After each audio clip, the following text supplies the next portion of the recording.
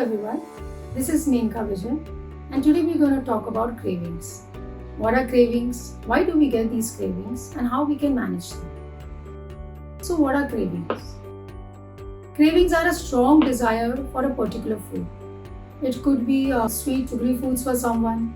It could be salty foods for someone. Now once in a while if you get these cravings to eat a particular food, I always suggest that you should indulge yourself. Occasionally giving a treat or two to your body wouldn't cause it harm. But the problem becomes when these cravings becomes addictions. You frequently have them, you cannot stop at a bite or two. You need to finish off the entire bar of chocolate or the entire tub of ice cream or polish off the entire cake. Now that would be a problem. Let's understand the science behind it. We have a small gland in our brain which is called hypothalamus. Our sensory organs like our eyes, nose, our mouth. Whenever we see food, we send signals to our brain. And this hypothalamus plays a very important role in managing these cravings and satiety levels. We have other two hormones, which is ghrelin hormone and leptin hormone, which also plays a very important role in managing our appetite and our hunger levels. One is the leptin hormone, which gets activated right after a meal. It is like a switch off button to hunger hormone. It is secreted by our fat cells. It brings about a level of satiety, a feeling of fullness after a meal. The other hormone is called the ghrelin hormone, which is also known as the hunger hormone. This hormone gets activated right prior to a meal. So whenever we eat food, insulin level triggers the release of leptin hormone and this brings about a level of satiety. These two hormones work side by side to each other. We should understand that we should always eat a balanced, nutrient-rich food.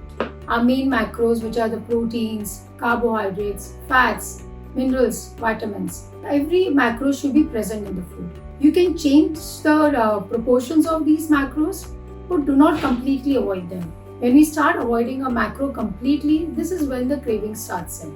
So take a plate, divide your plate into 4 parts. 1/4 could be a good quality protein. It could be fish, chicken, eggs for somebody who is a non-vegetarian. It could be your legumes, pulses, nuts, seeds, low-fat dairy product for somebody who is a vegetarian. The other 1/4 part of your plate should be complex carbohydrates, mainly your millets, whole grain cereals, sweet potatoes, quinoa. And the other half of your plate should be full of vegetables. You can have it in the form of raw vegetables like a salad.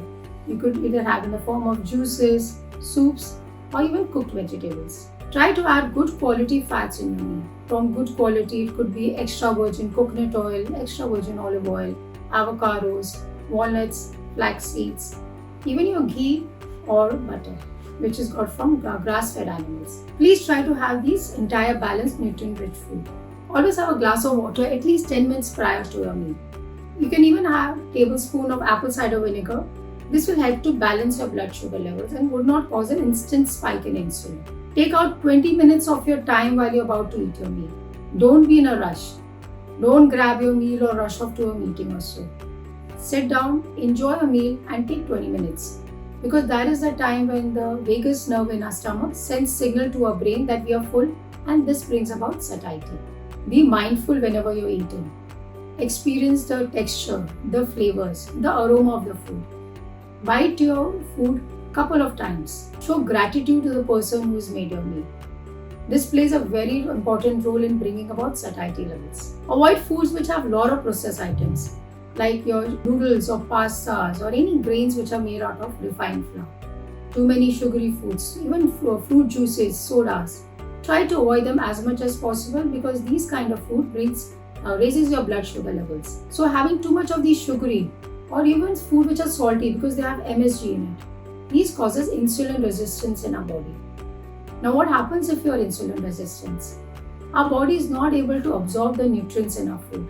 Hence our body is always cravings for some kind of nutrients, leading to cravings. The other thing is you need to manage your stress levels. Whenever we are stressed, we've always seen we grab out to eat either a cake or ice creams, chocolates. It could be salty foods for someone.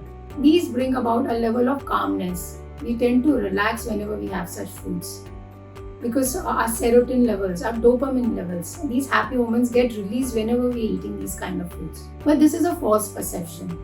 This is an artificial sensation which you should be aware of. Whenever we are stressed, our cortisol level rises, and this plays a very important role in fat storage in our body. You could do meditation, you could go out in the nature and take a walk, listen to music, play with your furry pets if you have. So please manage your stress if you want to manage your cravings. The other thing is, do not keep long gaps between meals, because whenever you have long gaps, our sugar level falls down and we always tend to crave for a sweet or a salty food.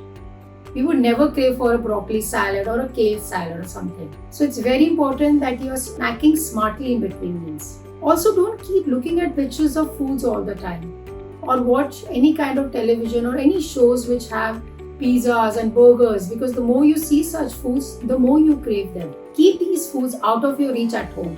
So whenever you open the fridge and you see a piece of cake in front of you, you're obviously going to have it. So please keep them out of your reach. Also, people who have low bile, either it could be because of fatty liver or because your gallbladder has been low, tend to have a lot of cravings because their body are not able to absorb the fat soluble vitamins. So these people have low satiety levels. They have more cravings. So just a tip, in case if you feel like having something sweet after a meal, you can start having a piece of jaggery with little bit of ghee, or a piece of a date, or a dark chocolate which is around 70%. Even having fennel seeds after a meal would help you to satisfy your sweet cravings. I hope this tip was useful. I'll be posting more videos related to nutrition and health. This is Megha Vision signing off. Thank you.